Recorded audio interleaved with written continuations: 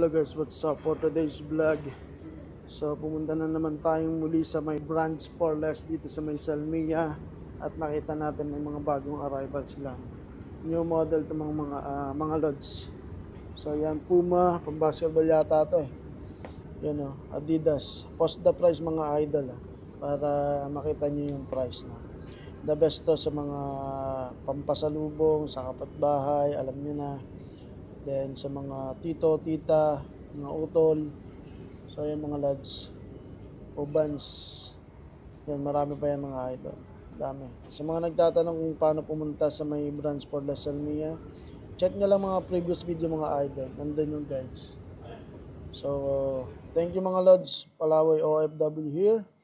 Huwag nyo pong kalimutan mag-follow for more videos like this mga idol.